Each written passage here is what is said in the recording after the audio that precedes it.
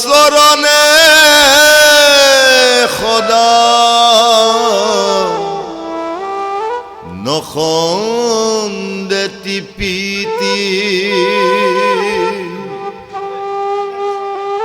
শুনা মহাজন আকৌ ধীৰ কৰি মন সবাতে উত্তম সুখ কৃষ্ণৰ ভজন কাম লোভে কৰে জানো দেৱত ভকতি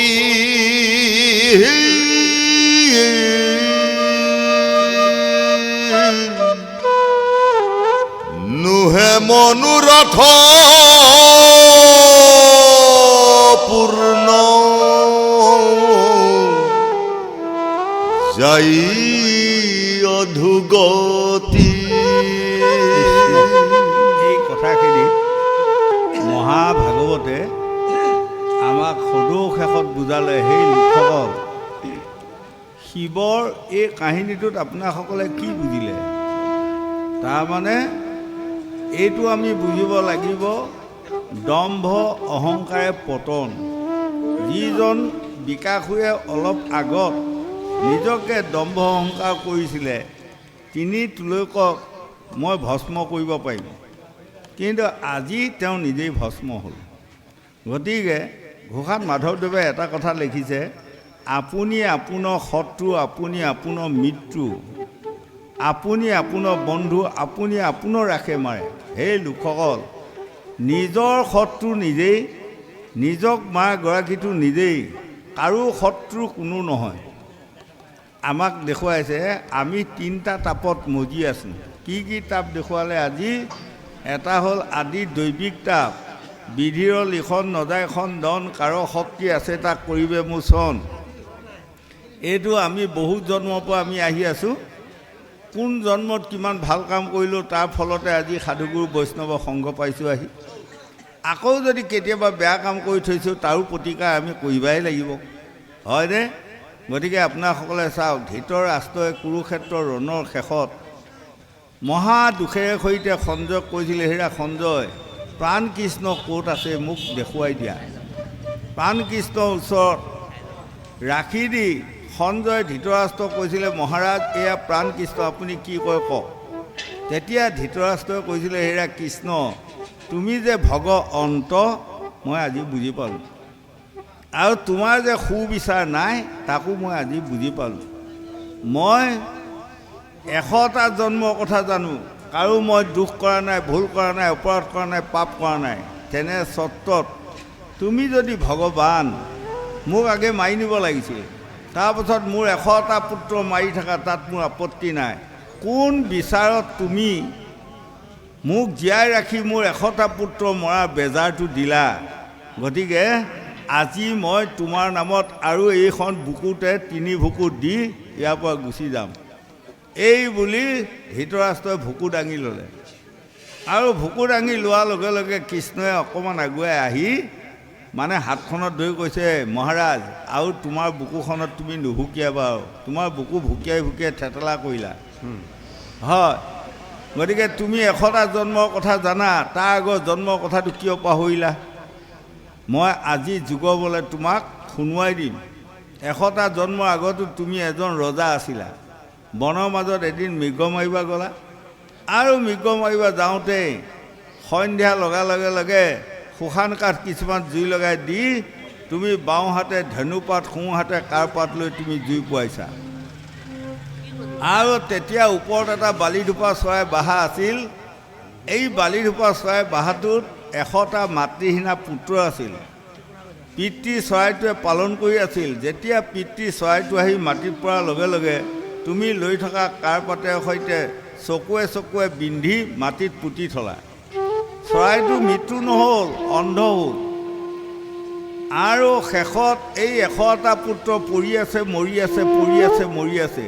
সদৌ শেষত সেই চৰাইটোৱে কি ক'লে, আজি মই তোমাক যুগবলৈ শুনোৱাই দিম, তুমি তেতিয়া বুজি পাবা। তেতিয়া প্ৰভু ভগৱন্ত কৃষ্ণৰ হাতখন লৈ যায় ধৃতৰাষ্ট্ৰৰ কাণত দিছে, শুনাচোন সেই চৰাইটোৱে কি কৈছিলে। তেতিয়া চৰাইটোৱে কৈছে, হেৰা নৰাধম ৰজা, তুমি ৰজা হৈ যি ইচ্ছা তাকেই কৰিলা।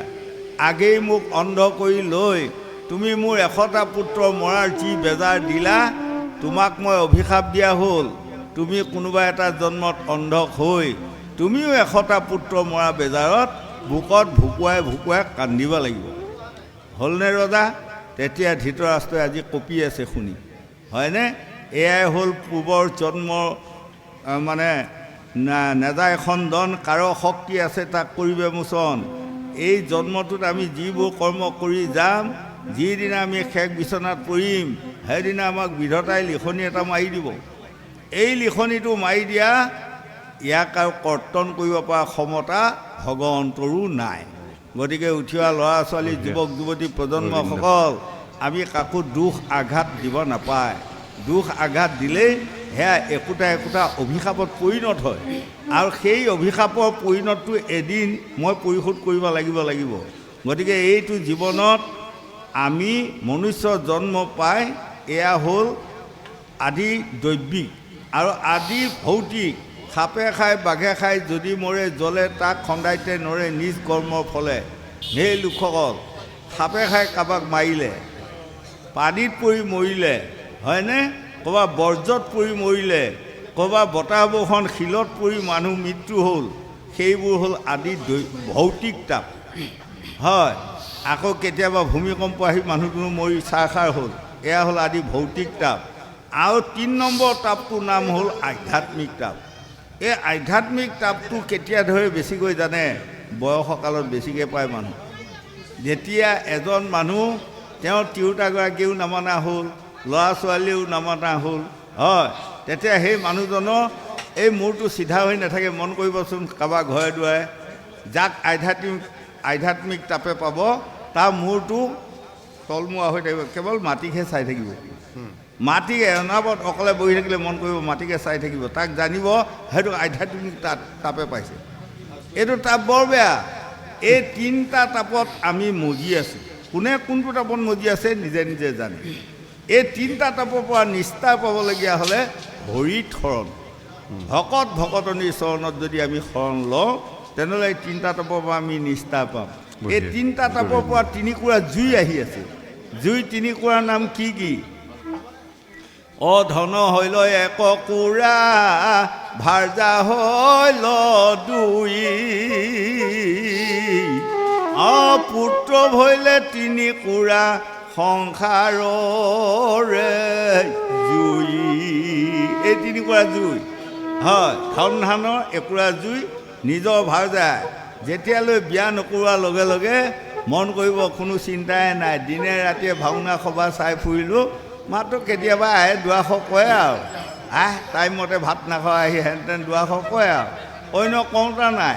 কিন্তু যিদিনাৰ পৰা বিয়া কৰাই দিলে আই বোপায়ে, সেইদিনাৰ পৰা জবাব দিবলগীয়া হ'ল, হয়। ৰাতি সাজৰ পৰত 2 ঘণ্টা দেৰি হ'লেও মানুহজনীক আহি বোলে জবাব দিব লাগিব, ক'ত থাকিলে, কাৰ লগত কথা পাতিলে, হয়। কাৰণ জবাব দিব লাগিবই। যদি সেইগৰাকীৰ ওচৰত জবাব নিদিওঁ তেনেহ'লে মই শান্তি নাপাম, হয়নে? কাৰণ সেইগৰাকীয়ে এতিয়া খুৱাই বোৱাই মোক আউল পইচন ধৰা দায়িত্ব সেইগৰাকীয়ে বহন কৰিলে। গতিকে ক'ত গ'লোঁ, কাৰ লগত কি কথা বতৰা হ'লোঁ, মই তাত জবাব দিব লাগিব। যদি ভাল কামৰ জবাববিলাক হয় তেনেহ'লে সেইগৰাকী তিৰোতা শান্তি থাকিল। যদি বেয়া কামৰ জবাব ওলাল, মৰিল নহয় আৰু বিপদত পৰি আৰু, হয়নে? গতিকে সাৱধান। এই 3টা তাপৰ পৰা নিস্তাৰ পাবলগীয়া হ'লে আমাক সেইকাৰণে গংগাৰ পাৰত শুকদেৱক পৰীক্ষিতে প্ৰশ্ন কৰিছিলে। এই তেতিয়া শুকদেৱে কৈছে, হেৰা ৰজা, তুমি চোৱাচোন, 3টা উধানৰ মাজতে দপদপীয়া জুই লগাই ৰন্ধা বঢ়া কৰি আছে। 3টা উধানে মই জুই তাপত থাকিব নোৱাৰোঁ বুলি ক'ৰবালৈ গৈছে নাই যোৱা। তদুপ আমিও এই জুই তাপতে 3টা তাপ লৈ থাকিব লাগিব। এই 3টা তাপ আমি না কৰিব পাৰিব লাগিব। 3টা তাপ আমি অতিক্ৰম কৰিব পাৰিব লাগিব। এই 3টা তাপক অতিক্ৰম কৰাটোৱে হ'ল সাধুগুৰু বৈষ্ণৱৰ সংগ, হয়নে? ভোমোৰাৰ সংগত গৈ গোবৰ লোৱাই মধু কৰে পাণ, বিক্ৰমাদিত্য ৰজাৰ মাথাত উঠি গংগাত কৰিলে স্নান। এদিন এটা ভোমোৰা এটা গোবৰ লোৱাই গৈ সখী পাতিলে। গোবৰ লোৱাটোৱে ভোমোৰাটোক ক'লে, সখী অহাকালিলৈ মই আপোনাক আমন্ত্ৰণ কৰিলোঁ মোৰ গৃহলৈ যাব। পাছদিনাখন ভোমোৰাটো গোবৰ লোৱা গৃহলৈ গ'ল। যোৱাৰ লগে লগে গোবৰ লোৱাটোৱে আনি খাদ্য সমস্যা আগত দি কৈছে, সখী খাওক আৰু বেয়া নাপাব আৰু। হয়, নতুন সখী আহিছে, কি খাদ্য দিলে? অন্তত্য পাপ কৰাৰ ফলত সি গোবৰ লোৱা জন্ম লৈ গোবৰভে খুচৰি খুচৰি তাৰ আহাৰ খাই আছে। সেই আহাৰকে আনি ভোমোৰাৰ আগত দিলে। ভোমোৰাই সেই আহাৰ খাব নোৱাৰিলে। নোৱাৰি ক'লে, সখী অহাকালিলৈ মই আপোনাক আমন্ত্ৰণ কৰিলোঁ মোৰ গৃহলৈ যাব। পাছদিনাখন গোবৰ লোৱাটো ভোমোৰা গৃহলৈ গ'ল আৰু ভোমোৰাই নতুন সখীয়েকক লগত লৈ বিক্ৰমাদিত্য ৰজাৰ ফুলৰ বাগানত সোমালেগৈ। এই ৰজা পৰীক্ষিতৰ পুত্ৰৰ নাম হ'ল জন্মেজয়, তেওঁৰ পুত্ৰৰ নাম হ'ল শতানিক, তেওঁৰ পুত্ৰৰ নাম হ'ল বিক্ৰমাদিত্য ৰজা, গুণী জ্ঞানী সাধু মহন্ত পণ্ডিত ৰজা।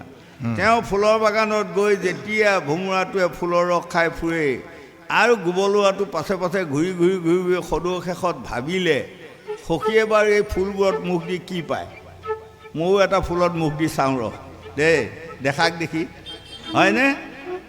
দিলেও দিলে, এনেকুৱা ফুল এটাত মুখ দিলে, সূৰ্যকান্তি ফুল। আৰু ফুলটোত মুখ দি পেলাই যেতিয়া ৰস পালে, ইমান মিঠা ইমান স্বাদ, হয়নে? ডাকৰ বচনত কৈছে, 7 পুৰুষত নাই গাই কইয়ালৈ ডুবিবা যায়। 7 পুৰুষত যিজনী বোৱাৰীয়ে গাই খীৰাই পোৱা নাই, নতুনকৈ যদি গাই এজনী যোগে এই দিনটোত 3বাৰ 4বাৰ যাই থাকিব নহয় খীৰাবলৈ। তেনেকুৱা। গতিকে এই গোবৰ লোৱাটোৱে মুখখন দবাই দিলে মিঠা পায়। আৰু বেলি বহাৰ লগে লগে ফুলটো জাপ গ'ল, গোবৰ লোৱাটো তাতে সোমাই ৰ'ল। পাছদিনা বিক্ৰমাদিত্য ৰজাৰ মালি আহি ফুল ছিঙি লৈ যাওঁতে সেই ফুলটো লৈ গৈ ৰজাক দিলে।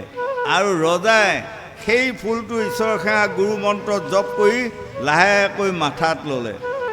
মাথাত উঠাৰ লগে লগে তেওঁ এজন গুণী জ্ঞানী সাধু মহন্ত ৰজাৰ মাথাত উঠাৰ লগে লগে গোবৰ লোৱাটো পাপবোৰ নাশ হৈ গ'ল। তাৰপাছত গৈ গংগাত স্নান কৰাৰ লগে লগে গোবৰ লোৱাটোৱে নিজৰ ভেলটো পেলাই থৈ আত্মাটো বৈকুণ্ঠলৈ গ'ল। সেইটোকে আমাক কৈছে, ভোমোৰাৰ সংগত গৈ গোবৰ লোৱাই মধু কৰে পাণ, বিক্ৰমাদিত্য ৰজাৰ মাথাত উঠি গংগাত কৰিলে স্নান। সেই লোকসকল, মই এটা গোবৰ লোৱা হৈ আছোঁ, আপোনালোক ভোমোৰা। আপোনালোকৰ লগত যদি মই সখী পাতিব জানো, সখী পাতিব পৰা যায়, তেনেহ'লে নিশ্চয় এদিন মই ফুলৰ ৰস খাব পাৰিম। 4টা কাম হ'ব। এটা কাম হ'ব ফুলৰ ৰস খোৱা, 2 নম্বৰত বিক্ৰমাদিত্য ৰজাৰ মাথাত উঠিব পাৰিম, 3 নম্বৰত আমি গংগাত স্নান কৰিব পাৰিম, 4 নম্বৰত আমি বৈকুণ্ঠক যাব পাৰিম।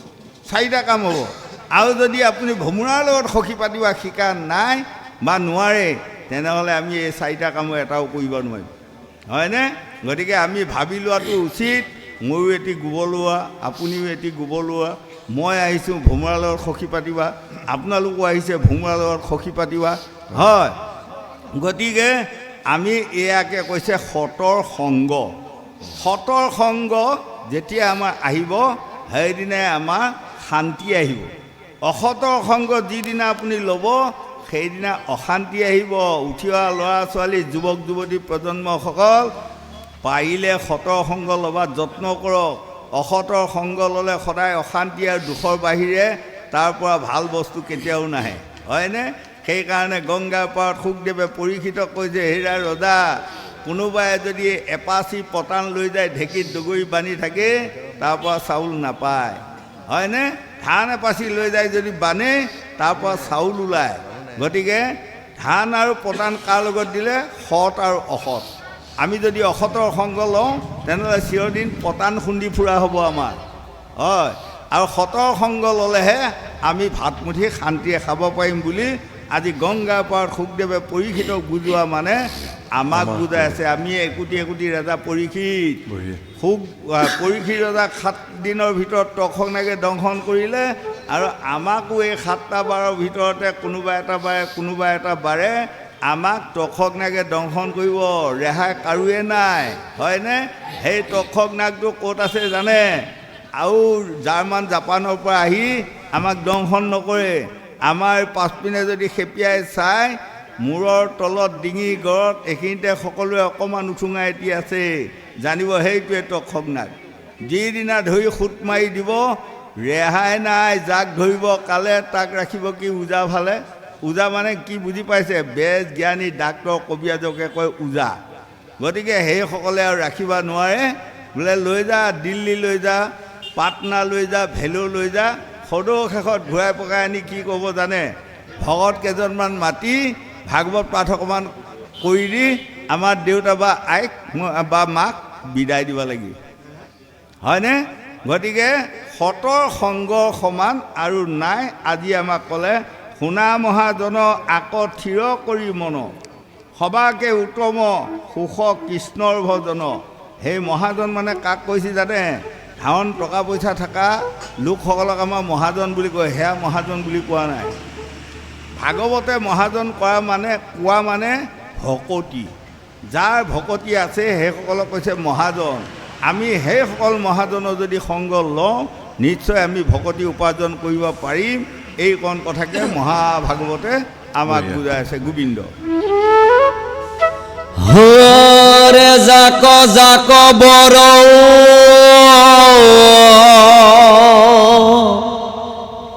দেন্ত দয়া কৰি সৰ্বকালে সংহৰন্ত জানা হৰি হৰক ভজিয়া হৰি ভকতি নাদৰি এহি অহংকাৰে নৰে সংসাৰ নতৰি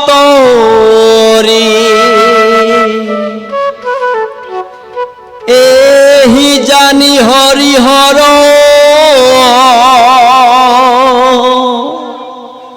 ভেদ নকৰিব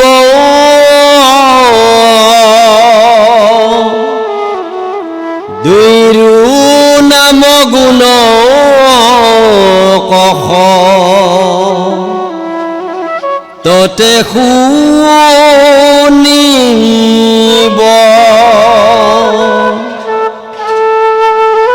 দুইৰো দুই আত্মাবেদ পুৰাণে প্ৰমাণ যিটো ভিন্ন দেশই সিটো পৰম জ্ঞান। ভাগৱতে সেই লোকসকল চোৱা, আজি শিৱৰ দুৰ্গতি সীমা নোহোৱা হ'ল। আৰু এই শিৱৰ দুৰ্গতিটোত কোনে বাচালে জানে? প্ৰভু ভগৱন্তে বাচালে, বিষ্ণুৱে। গতিকে শিৱ আৰু বিষ্ণুক ভেদ নকৰিবা। যিজন শিৱক বিষ্ণুক ভেদ কৰে সেইজনৰ নিচিনা মহা অজ্ঞানী নাই। সেইকাৰণে এই মহাভাগৱতে কৈ আছে শিৱ হৃদয়ং বিষ্ণু, বিষ্ণু হৃদয়ং শিৱ। শিৱ আৰু বিষ্ণু একেজনে। আমি একেজন বুলি ভাবিব লাগিব, আমি ক্ষুদ্ৰ মানুহ, হয়নে? গতিকে আমাক কৈছে সেই লোকসকল কাম লোভে, তাৰমানে কাম মানে কি জানে?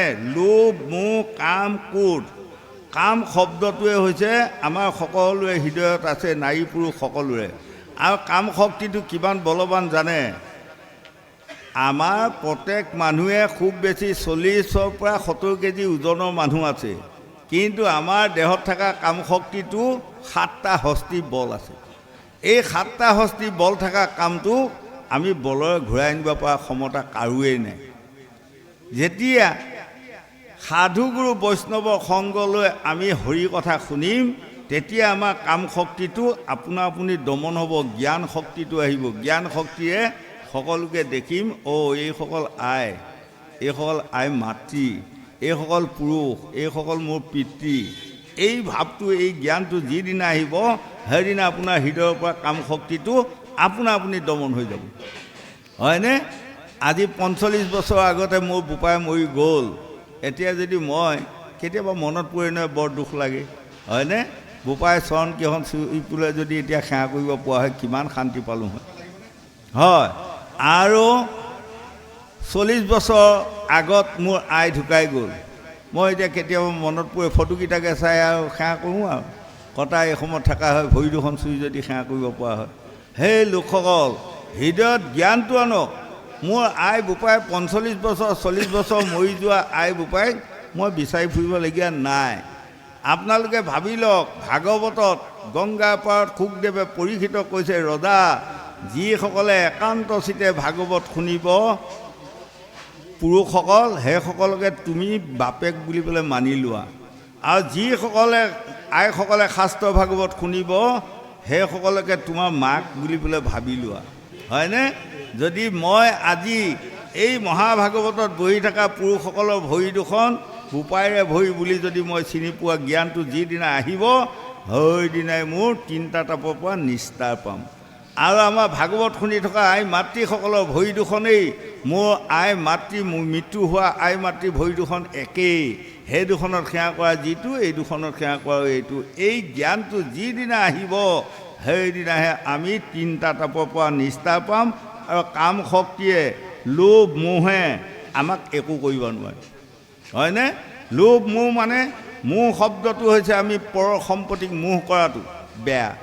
নিজে উপাৰ্জন কৰি খোৱা, নিজে এডবল মূলা লগাই লোৱা, কবি লগাই লোৱা, দগৰি খোৱা, তাত আপত্তি নাই। কিন্তু পৰৰ বাৰীৰ পৰা যদি মূলা কবি 2টা চুৰ কৰি আনো, তেনেহ'লে তাৰ সমান পাপ আৰু পৃথিৱীত নাই। গতিকে আমাক কৈছে লোভ বুলি কোৱা বস্তুটো আটাইতকৈ এই 2টা বস্তুৰ বেছি লোভ, নাৰী আৰু ধন। এতিয়া তাৰ এটা প্ৰমাণ কৰিব, মই প্ৰমাণ কৰা মানুহ। আজি 20-25 বছৰ আগত মোৰ গৃহত মই নিজে প্ৰমাণ কৰিছোঁ। কণ কণ ল'ৰা ছোৱালী কিছুমান গোটাই লৈছোঁ শাস্ত্ৰত কোৱা মতে। পাই মানে এনেকুৱা চেনি, গুড়া চেনি এটোপোলা দিলোঁ এটাক, দি ক'লোঁ সকলোকে ভগাই দিয়া, তুমিও খোৱা। সেই পোৱালিটোৱে সকলোকে এই মিঠাইবোৰ ভগাই দিছে আৰু নিজেও খাইছে। কিন্তু খুচুৰা পইচা কেইটামান দি পেলাই কৈছোঁ সকলোকে এটি ভগাই দিয়া। তেতিয়া সেই অকণমান পোৱালিটো, 3 বছৰীয়া হোৱা পোৱালিটোৱে পইচাকেইটা পায় কৈ মানে ধুমাধুম পলাব যত্ন কৰিছে। প্ৰমাণ আছে, চাব। এতিয়াও ধনৰ কিমান ডাঙৰ মায়া দেখিছে, হয়নে? ধনৰ মায়াই যাক মুহিব নোৱাৰিব সেইজনে বাচি যাব। নাৰী মায়াই যাক মুহিব নোৱাৰিব সেইজনে এইখন সংসাৰত বাচি যাব। সেইকাৰণে আমাক কৈছে কাল। কাল কি কাল? ক'ত আছে কাল? গংগাৰ পাৰত শুকদেৱক পৰীক্ষিতে প্ৰশ্ন কৰিছে কাল। তেতিয়া কৈছে যিজন পুৰুষে জানিব নাৰীয়েই কাল বুলি পেলাই বাছি উলিয়াব পাৰিব, সেইটো শুদ্ধ উত্তৰ পাব। সাৱধান কিন্তু, হয়নে? গতিকে য'তে ত'তে নিদিবা কথা, য'তে ত'তে নিদিবা মাথা। এতিয়া আমাক এইখিনিত দেখুৱালে, হৰে জাক জাক বৰ দেশন্ত দয়া কৰি, সৰ্বকালে সংহাৰন্ত জানা আকৌ হৰি। যদি প্ৰভু ভগৱন্তৰ ওচৰত ভগৱন্ত বুলি শিৱই আজি শৰণ ল'লে সঁচা, কিন্তু শিৱক আকৌ সংহাৰৰ দায়িত্ব কিয় দিলে? দায়িত্বটো, হয়নে? তাৰমানে তেওঁলোক একোজনে নাই। ব্ৰহ্মাৰূপে সৰ্জন, বিষ্ণুৰূপে পালন, ৰুদ্ৰৰূপে সংহাৰ।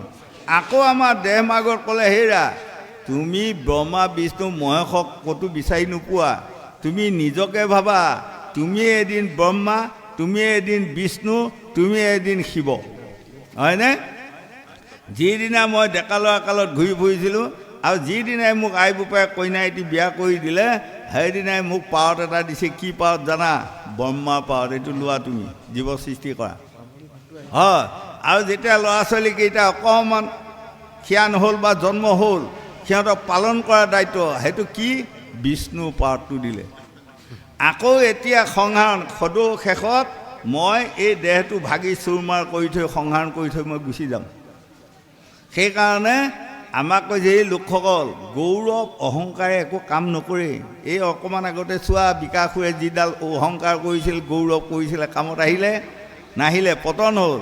সেইকাৰণে প্ৰতিমা পাণ্ডেয়ে গোৱালপীয়া লোকগীতত গাইছিল, একবাৰ হৰি বল মন ৰচনা, মানৱ দেহে গৌৰৱ কৈৰ না, মানৱ দেহে মাটিৰ ভাণ্ডো, ভাঙলে হইবে খণ্ড খণ্ড, ভাঙলে দেহা জোড়া দিতে না, একবার হরি বল মন বারে বার, বেলা ডুবিলে হবে অন্ধকার। যিদিনা মোৰ বেলা ডুবিব সেইদিনা মোৰ কাৰণে এন্ধাৰ হ'ব, আপোনালোকৰ কাৰণে পোহৰ হৈ থাকিব। বেলা ডুবিলে হইব ৰাতি, সঙ্গে নাই মোৰ সঙ্গেৰ সাথী, এ ভৱ নদী কেমনে হৈব পাৰ একবাৰ হৰি বল মন বাৰে বাৰ বেলা ডুবিলে হবেই অন্ধকাৰ আমাৰ বেলা ডুবোতে দেৰি নালাগে কোনদিনা কেনেকৈ বেলা ডুবিব লিষ্টখন তেওঁৰ হাতত আছে হয়নে কালি ৰাতিপুৱা শুই উঠাই নাই বিচনাতে লগতে যাই পেলাই এটা খবৰ দিলেই বোলে আমুকজন মানুহ তোমাৰ শিষ্য ঢুকাল লগতে মই ৰাতিপুৱা মই ভাবিছোঁ উঠি পেলাই বঢ়িয়াকৈ খাম আৰু নহয় এটা যেতিয়া শুনিলোঁ লগে লগে দৌৰি পালেগৈ বাধ্য হ'ল মোৰ শিষ্য এজন ঢুকালে প্ৰিয় শিষ্য হয় গতিকে কোনদিনা কোন যাব মই কোনদিনা যাম তাৰো উত্তৰ দিব নোৱাৰোঁ এতিয়া আমাৰ আইসকলক যদি সোধা যায় আপোনালোকে বা ল'ৰাসকলক সোধা যায় আপোনালোকৰ জন্ম কিমান চনত হৈছিল তেতিয়া ক'ব আই বোপাই কোৱা মতে ইমান চনৰ ইমান তাৰিখে ইমান বাৰে মোৰ জন্ম হ'ল অঁ ঠিক আৰু আপোনালোকে বিবাহ কেতিয়া সোমাইছিল তেতিয়া ক'ব ইমান তাৰিখ ইমান চনৰ ইমান তাৰিখে মই বিয়া সোমাইছিলোঁ বা বিয়া কৰিছিলোঁ অ' আপোনালোকে কিমান দিনত মৰিব উত্তৰ নাই নিৰুত্তৰ সেইটো দিব পৰা ক্ষমতা কাৰোৱেই নাই হয়নে দপ্তৰবোৰ ভগাই নিলে প্ৰভু ভগৱন্তে সেই দপ্তৰটো কোনো দেৱতাসকলক অৰ্পণ নকৰিলে সেইটো নিজৰ হাতত ৰাখি থৈছে ভগৱন্তে কোনদিনা হয় আমাৰ সেইদিনা সেইকাৰণে দেহ তত্ত্ব পুৰাণত আমাক কৈছে হেৰি আমাক শুনোৱাইছে মানে এই ভৱসাগৰখনত আমি কিমান দিন জীয়াই থাকিম তাৰ উত্তৰ নাই হয়নে কালিয়ে মোৰ পৰহিয়ে মোৰ গতিকে আমাৰ লোকসকলক এটা বুজাই আছে সেই লোকসকল আপোনালোকে ধন ধানত পৰি যাৰ তাইৰ লগত হাই কাজিয়া সৃষ্টিবিলাক কঙালবিলাক কিয় কৰি ফুৰে এইবোৰ কঙাল মাতে হয় কঙাল মাতিলে নহয় কাৰণ মই মৰি যোৱা দিনা এইসোপা মাটি সম্পত্তি কোনে খাব তাৰ অন্ত নাই মই বহুত দিনৰ আগৰ হোৱা কথা এটা কওঁ আপোনালোকক আজি বেয়া নাপাব মাটি পৰ্বতত দুজন মানুহে কেছ লাগিছে সিজন মানুহেও দুগুৰি ভাং খায় ইজন মানুহেও দুগুৰি ভাং খায় আৰু ইঘৰতো যাই পেলাই সি ভাং খাব সিঘৰতো যাই পেলাই সি ভাং খাব কেছ লাগি আছে দুইটাই আৰু তেতিয়া আমি সৰু কথা আৰু তেতিয়া আছিল নগাঁৱত ক'ত তাৰমানে চৰাই ডাকতে যাব খোজকাঢ়ি যাব লাগিব আৰু চবেই ভীমকল জলপান সান্দহ লৈ যায় আৰু লৈ যায় তোৰ কেছৰ তাৰিখত হাজি হ'ব হৈ পেলাই আহি মানে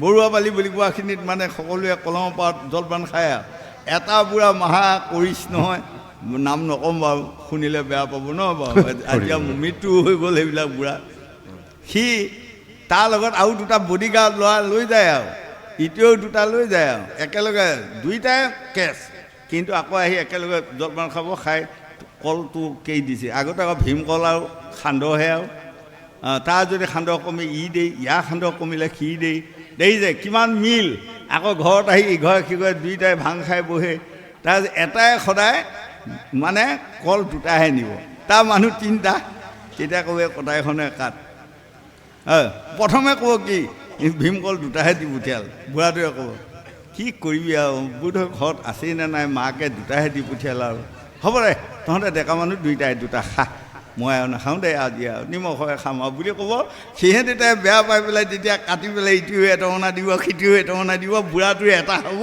ইহঁতে এটুকুৰা হ'ব বা কম পলচি নহয় এইটো হয়নে অঁ এইটো তেনেকৈ যাওঁতে পাছত জজে গম পাই গ'ল বোলে ইহঁত দুটা ইমান মিল তথাপি লাগি আছে তাৰ পাছত মানে মাটিখিনি সমানে দুভাগ কৰি পেলাই দুটাক ভগাই দি গ'ল আমি সৰুকালতে পোৱা কথা হয়নে কিন্তু আজিকালি কাৰোবাৰ লগত কিবা এটা লাগে মানে মহাশত্ৰু হৈ যায় দেখিছেনে সেইসকল লোকে শত্ৰু নহ'লে কাজিয়া লাগি মানে লগা নাই কেছ লাগিছে তই পাৱ যদি ভাই তই ল'বি ভাং চিলিম খাই একদম কি ভাঙৰ নিচা তেওঁলোকে ইটোৱে খাব সিটোৱে খাই আকৌ ইটোক দিব ভাই শত্ৰু কোনেও নাভাবিবি তই পাৱ যদি তই ল'বি ই কয় তই পাৱ যদি তই ল'বি তাত আপত্তি নাই হয়নে এয়া হ'ল আমি সৰুকালত দেখা কথা গতিকে কাম ক্ৰোধ লোভ মোহ এইবোৰ হ'ল আটাইবোৰ আমাৰ পতন এহি অহংকাৰে নৰে সংসাৰৰ নতৰে যাৰ অহংকাৰ থাকিব সি এইখন সংসাৰত কেতিয়াও ভগতি উপাৰ্জন কৰিব নোৱাৰে গতিকে অহংকাৰ বুলি কোৱা বস্তুটোৱে আমি এৰি দিব লাগিব এই হৃদয়ত গৌৰৱ বুলি কোৱা বস্তুটো অনৰ্থক বস্তু হয়নে? গতিকে ধনত গৌৰৱ আমাৰ কেইটা জানে? ধনৰ গৌৰৱ, বিদ্যাৰ গৌৰৱ, বলৰ গৌৰৱ, ৰূপৰ গৌৰৱ, এই চাৰিটা গৌৰৱ। ইয়াৰ পৰা যেনিবা ঠাল ঠিঙুলি মেলি আৰু বহুত হৈছে, কিন্তু আচল গড়তে এই চাৰিটা গৌৰৱ। যিজন মানুহ মনত ৰাখিব ধন যেতিয়া বেছিকৈ আহিব আপুনি গৌৰৱ আহে, সেই সময়ত যদি ধৈৰ্য ধৰি শাস্ত্ৰ ভাগৱতে শুনিছোঁ নহয়, ধন আহিলে বোলে গৌৰৱ আহে, তাহাঁতৰ ভাই ককাই সেইকেইটা হয়। ধনৰ ভাই ককাই হ'ল গৌৰৱ অহংকাৰ। কিন্তু যিজনে জানি গৌৰৱ অহংকাৰ নকৰে তেওঁ চিৰদিন ধন পায়ে থাকিব। আৰু যিজনৰ ধন পাই বোলে গৌৰৱ অহংকাৰ আহে, দুদিনৰ পাছত তেওঁ এদিন ভিক্ষাৰী হ'ব। এইটো ধূপ কথা উঠি অহা ল'ৰা ছোৱালীসকলে বুজি লোৱাটো প্ৰয়োজন। গতিকে ধন ধানক লৈ মানে গৌৰৱ কৰিব নাপায়। এহি জানি হৰিহৰ ভেদ নকৰিব, দুয়ো নামৰ গুণক সততে শুনিব।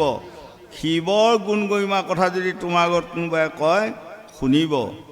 প্ৰভু ভগৱন্তৰ গুণ গৰিমাৰ কথা যদি কোনোবাই কয় আপুনি কাণ দি শুনিব। কাৰণ কিয় জানে? শিৱ আৰু বিষ্ণুৰ কথা যিয়ে শুনিব তাৰ হৃদয়ৰ পৰা অহংকাৰ গৌৰৱ অতি সোনকালে আঁতৰ হ'ব। গোবিন্দ গোবিন্দ কৃষ্ণ।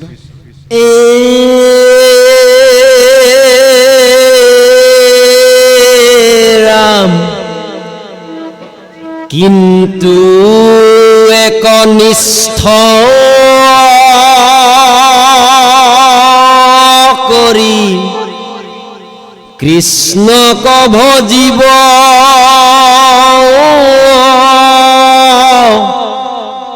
ব্ৰহ্মা হৰ চৰাচৰ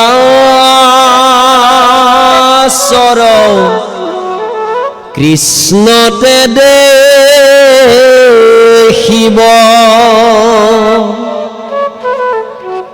কাহাকো অসূয়া নক ৰিলু ভেদবাদ,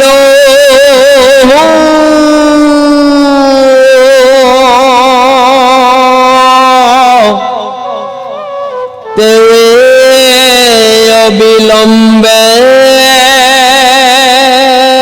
পাইব পৰম প্ৰসাদ।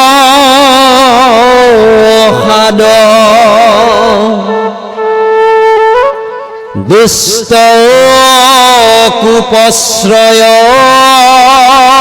দিলে শিস্তু পাৱৈ খেদ,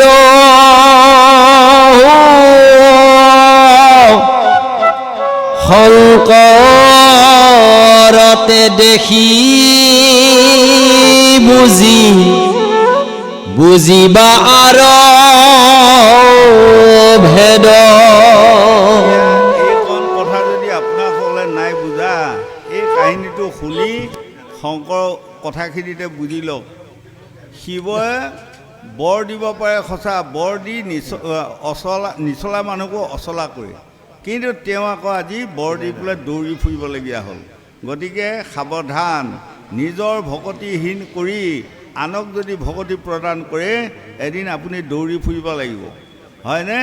গতিকে আপোনাসকলে বাছি উলিয়াই লওক এটা কোন এজনে আমাৰ এদিন বিপদ আহিব ৰক্ষা কৰিব।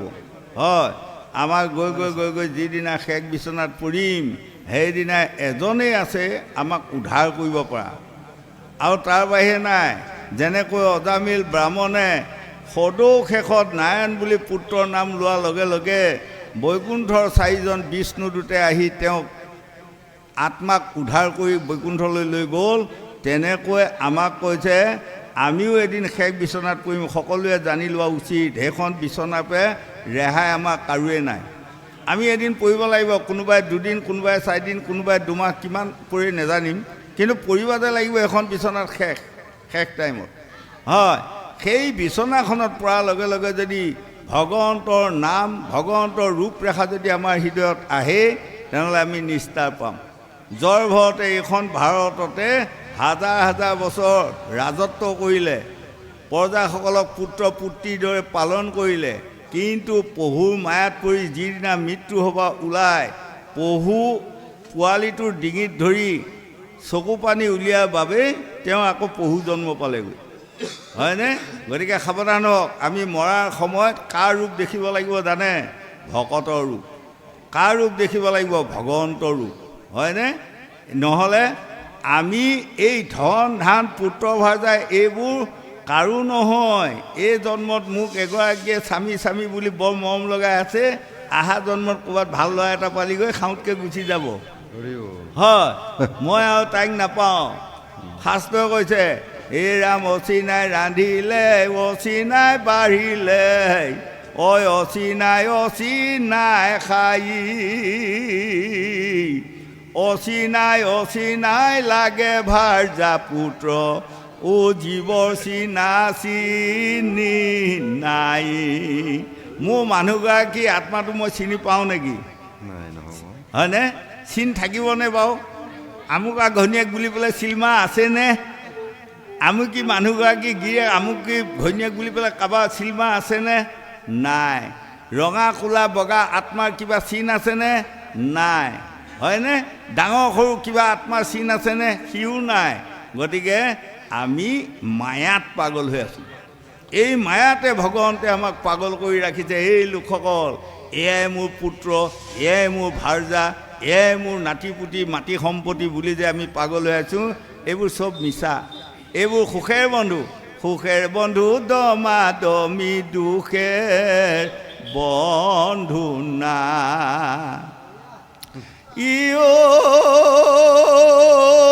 সুখেৰ কালত বন্ধু তুমি জৈতে তৈতে পাবা, দুখেৰ কালত বন্ধু তুমি বিচাৰি নপাইবা। সুখেৰ বন্ধু দমা দমি দুখেৰ বন্ধু নাই। সুখৰ কালত বন্ধু দমা দমি, হয়নে?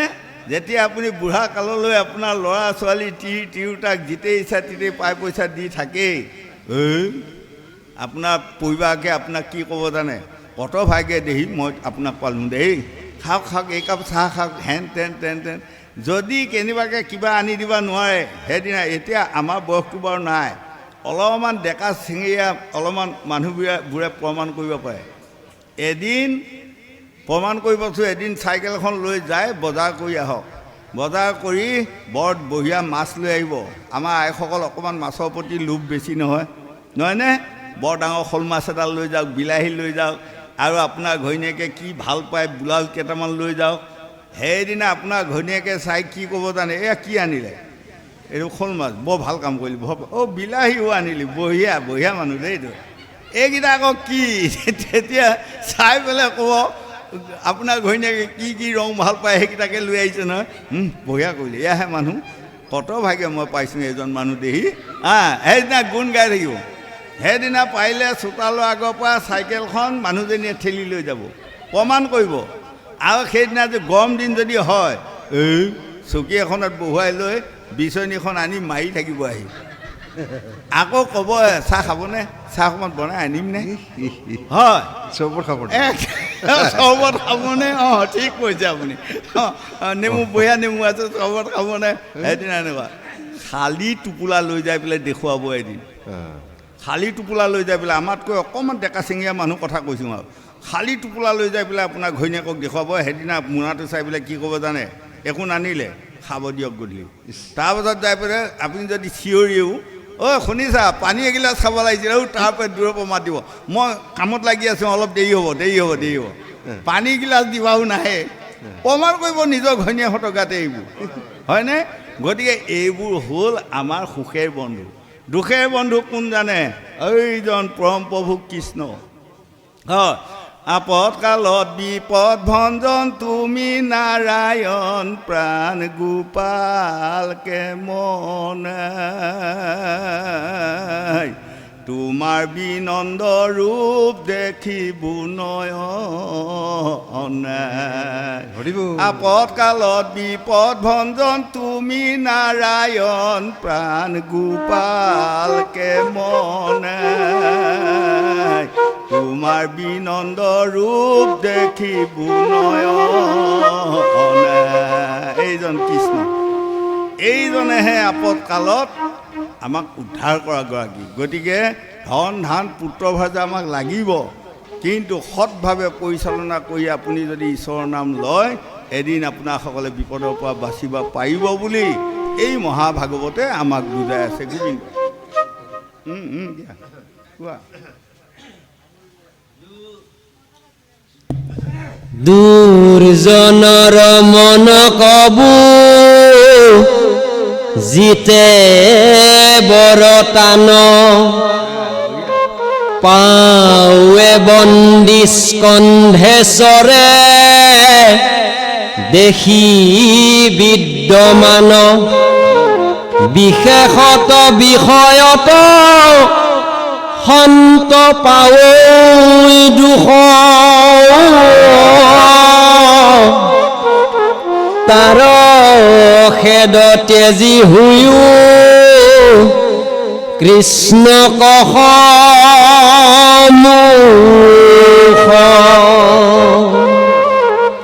ধন জন সম্পত্তি ক পাৱৈ যথা তথা সততে নপায় বন্ধু মাধৱৰ কথা হেন জানি আকনক ৰিবা কেহু হেলা শুনা কৃষ্ণ কথা যত্নে পায় যেহি বেলা অৰাম কহে মহা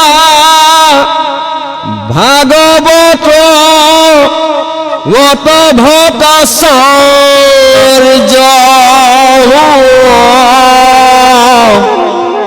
বোলা ৰাম ৰাম আত পৰে নাহি কাৰ্য। এতিয়া আমাক এইকণ উপদেশমূলক বাণী ক'লে। সেই লোকসকল বিষয় বাসনা মানে কি জানে? ধন ধান পুত্ৰ ভাজে এইসোপাকে কৈছে বিষয় বাসনা। এইসোপা বিষয় বাসনাতে যিসকলে মজি পৰম প্ৰভু ভগৱন্তক পাহৰি যায়, ভকতক পাহৰি যায়, ভাগৱতক পাহৰি যায়, সেইসকলক প্ৰভু ভগৱন্তে কোনোদিনে কৃপা নকৰে। দেৱৰ্ষি নাৰদে প্ৰভু ভগৱন্তক সুধিছিলে আপুনি কাক ভাল পায়? তেতিয়া প্ৰভু ভগৱন্তে কৈছে ভকতে ভাল পায় যাক মই ভাল পাওঁ তাক। তাৰমানে যাক ভকতে ভাল পায় সেইজনকে ভগৱন্তেও ভাল পায়। গতিকে আমি ভকতে ভাল পোৱা মানুহ এজন হ'ব লাগিবই, তেতিয়াহে আমাৰ কামত আহিব। 1 2 নম্বৰত আমাক দেখুৱালে ধন সম্পত্তিক লৈ ব্যাকুল নহ'বা। ধন উৰি ফুৰা বস্তু আৰু ধন লৰুৱাই ফুৰিবা যত্ন নকৰিবা। ধন লৰুৱাই ধৰিবা যত্ন কৰিলে কেতিয়াবা পৰি ভৰি হাতে নষ্ট হ'ব, হয়নে? ধন এনেকুৱা বস্তু আপুনি ভকতি কৰিবা শিকক। যেতিয়া আপুনি ভকতি কৰিব ধন আহি আপোনাৰ ওচৰত মানে সি দেখা দিব, লাহেকৈ ধৰক আৰু পকেটত ভৰাই থওক আৰু আৰামত আৰু কষ্ট নাই আৰু, হয়নে? ধন তেনেকুৱা, ধন আপুনি বিচাৰি ফুৰিবলগীয়া নাই, এনেই পাব, এনেই দিব ঈশ্বৰে, ক'তো দৌৰি ফুৰিবলগীয়া নাই। যেতিয়া আপুনি ভগৱন্তক তুষ্ট কৰিব কাৰ জৰিয়তে? ভকতৰ জৰিয়তে। যেনেকৈ আমাৰ মৰিগাঁৱত মন কৰিবচোন, DC-টোক যদি লাগ পাবলগীয়া হয়, যোৱা ভাই DC ৰুমত সোমাব পাৰেনে? নোৱাৰে। কাক খাতি কৰিব লাগিব জানে? গোসাঁনীহঁত চকীদাৰটোক, হয়নে? চকীদাৰটোক যদি খাতি কৰে তেনেহ'লে সেই চকীদাৰটোৱে সোনকালে DC-ৰ লগত লগ লগাই দিব। এই তদুপ আমাৰ ভগৱন্তৰ চকীদাৰ কোন জানে? ভকতসকল। এইসকল আপোনাসকল ভকত, এইসকলৰ পাৱাৰ ধূলি মই ল'বা যত্ন কৰিব লাগিব। সেইকাৰণে ভগৱান কৃষ্ণই দেৱৰ্ষি নাৰদক কৈছে ভাগৱত ভকত ভগৱান তিনিও এক, পাৰ্থক্য একো নাই। গতিকে যিজন মানুহে ভাগৱতকে ভগৱান বুলি ভাবে, ভকতকে ভগৱান বুলি ভাবে, সেয়াও সত্য, হয়নে?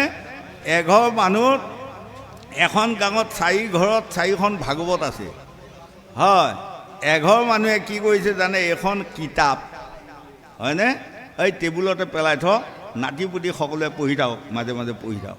কিতাপ আৰু এখন নহয়, এঘৰ মানুহে কিতাপ বুলি ভাবিছে। আৰু এঘৰ আকৌ কৈছে কি, ঐ এইখন বৰ ডাঙৰ গ্ৰন্থ দেই, সাৱধান বাহিৰত নথবি, কোনোবাই লৈ যাব, নহয় আলমাৰিত থৈ পেলাই তালা বন্ধ কৰি থবি এখন ডাঙৰ গ্ৰন্থ হয়নে আৰু এখনে কৈছে আৰু এঘৰে কৈছে কি এই ভাগৱতখন বৰ ধুনীয়া পুথি দেই এই য'তে ত'তে নাৰাখিবি মণিকূটত লৈ যায় ধূপ ধূনা লগাই পূজা সেৱা কৰি ৰাখিব লাগে সেইঘৰে পুথি বুলি ভাবি আছে এঘৰে কিতাপ এঘৰে গ্ৰন্থ এঘৰে পুথি আৰু এঘৰে কিন্তু ভাবি আছে কি বাপৰে এখন ভাগৱত এই ভাগৱত মানে ভগৱান হয়নে আমি সদায় পূজা সেৱা কৰি থ'ব লাগে তেনেহ'লে তিনি ঘৰটো মিছা এই এঘৰটো সঁচা এতিয়া সেইটোকে আমাক বুজালে গংগাৰ পাৰত শুকদেৱে পৰীক্ষিত কৈছে ৰাজা কলিত 4টা ভাগ হ'ব মানুহ এটা ভাগে ভাগৱতক বিশ্বাস কৰিব আৰু 3টা ভাগে ভাগৱতক বিশ্বাস নকৰে তাৰ প্ৰমাণ আপোনালোকে চবেই পাই আছে নহয় মইতো এই মুখীয়াকৈ চাই থাকোঁ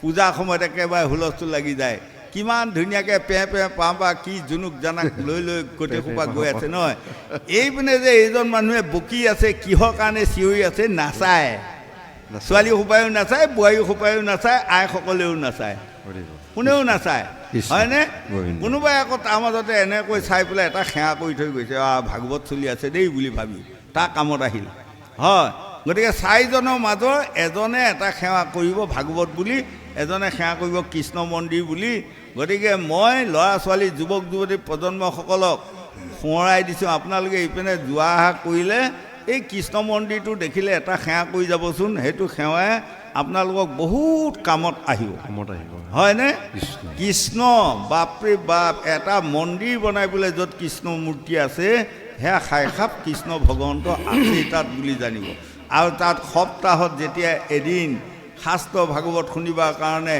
এই পৰ্যাসকল ভকত ভকতনীসকল উপস্থিত হয় তেনেহ'লে এই জেগাটোৰ নামে হ'ল বৈকুণ্ঠ য'ত নাই কুণ্ঠাবোধ ইমান টাইম আপোনাৰসকলে আছে ইয়াত কিবা কুণ্ঠাবোধ আহিছে নেকি নাই আহা তাকে কয় বৈকুণ্ঠ বাৰু যায়